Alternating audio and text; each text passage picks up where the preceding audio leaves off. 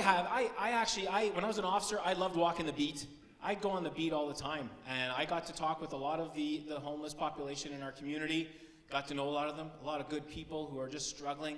I really enjoyed that part of the job, walking the beat and talking to people. If we have any local, merchants here that have shops downtown, you might have seen me. I'd walk into the stores, and I remember I was walking the beat one night. I walk into a store, The Brick actually, and there was a lady working there, and she says, "What are you doing?" And I said, I'm walking the beat. And she says, "Why?" And I said, "Well, just to protect everybody, just to keep the community safe." And she says, "You're alone?" I said, "Yeah." And she looked at me and went, "Don't go in the laneways."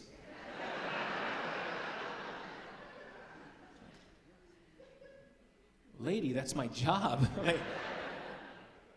have no problem walking in the laneways. I mean, I guess it helps when you have a duty belt and you have all these use of force options on you, right? Although even when I'm off, I walk through the laneways, I talk to everybody. You do see some weird shit, though, in the laneways. Like there's little hidden areas that you can't really see when you're just walking by. But if you walk into the laneway, I walked into the laneway one time, and I saw there was two guys, all right? One on top of the other. The guy was laying on the ground, the other guy was straddling him, and whatever. Whatever makes you happy, it's fine. I don't really care. It was just a weird thing to see, and as I'm walking closer, and I don't know why I'm still walking towards them.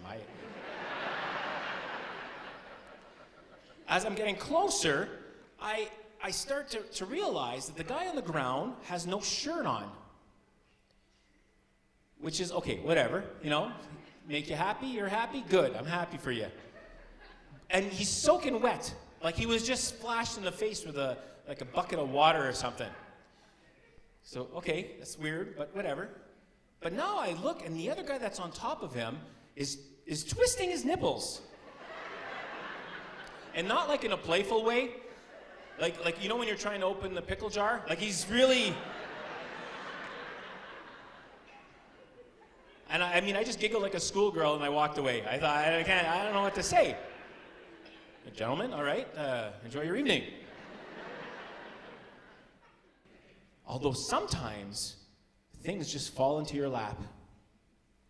I got a call for a robbery at the CIBC in downtown. This career criminal, and I think it's ridiculous if you're a career criminal to do this, he thought it was a great idea to get a snake tattoo on his neck. Not a little, like around his neck. I get this call, right? Robbery, CIBC. I walk in, talking to the lady, and I said, can you get the film or video? Is there video, surveillance video we can see? And she says, "Yeah, no problem, I got it." As she's walking away, she goes, "Oh, he had a huge snake tattoo on his neck."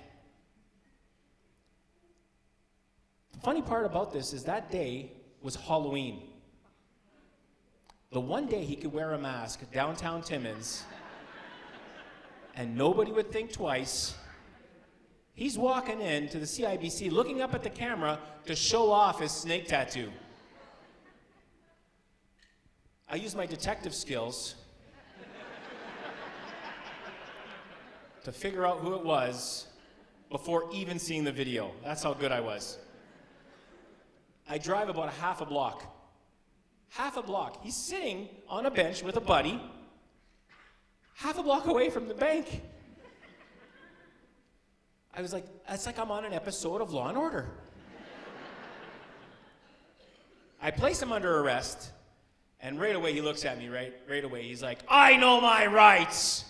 Yeah, I know you do. So I start handcuffing him. The buddy that was beside him starts to have a drug overdose while I'm arresting this guy. So right away, I call for an ambulance, right?